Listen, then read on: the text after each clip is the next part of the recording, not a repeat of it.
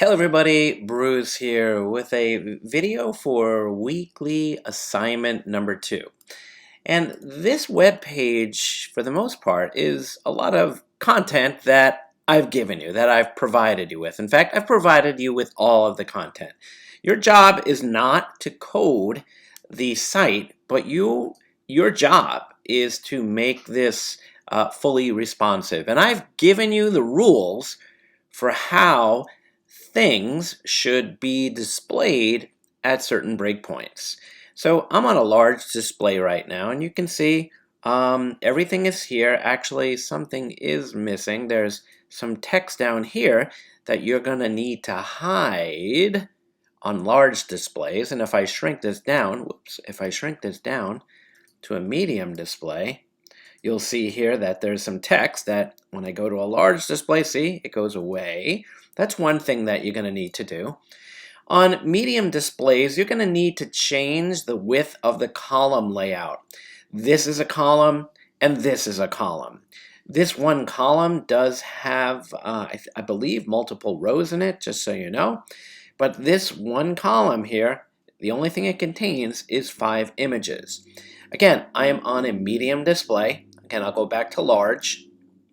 There it is, right? These images are responsive. Each one has some margin bottom that you're going to need to set.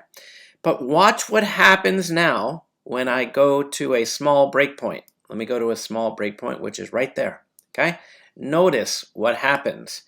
The images are no longer on the right side, so that column, right, got set to something, right, that you're going to need to code, and only one image is showing. Only this first image here is showing.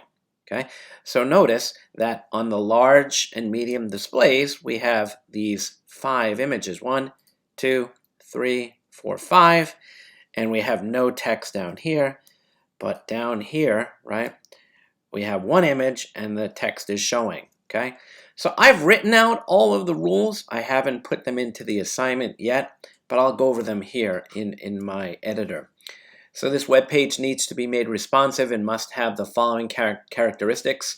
So for the it has a 2-column bootstrap layout. I can't talk this morning. For large displays, you need to have a left column of 8, right column of 4. For medium displays, a 9 and 3 column layout respectively. So just so you remember, right, large displays and higher, which would be large and extra large and extra large, would get 8, 4. For medium displays, right, we're going to get 9, 3, right? And for small displays, right, it's just going to go, the columns are going to take up the full width, okay? For the bootstrap row holding the 5 images, the row must have a top margin set to the bootstrap value of 5. The first 4 images need to have their bottom margin set to the bootstrap value of 3. The images must have rounded corners and must be fluid. The second, third, fourth, and fifth images should not display on small displays. They must be displayed as inline elements on displays that are medium or larger. And lastly, for the footer element contents, for large displays, hide the paragraph that has the contact information.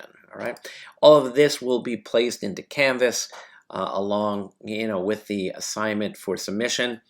You're going to need to validate it, make sure it's all well and good. But again, I've written the HTML for you. And to that point, you need to start studying and learning how some of this stuff works, because in future assignments, you're going to have to code these types of layouts all by yourself, kind of like you did with weekly assignment 1. So the next one, I'm going to have you code the layout. All right. If you have any questions, please let me know. Have a good day.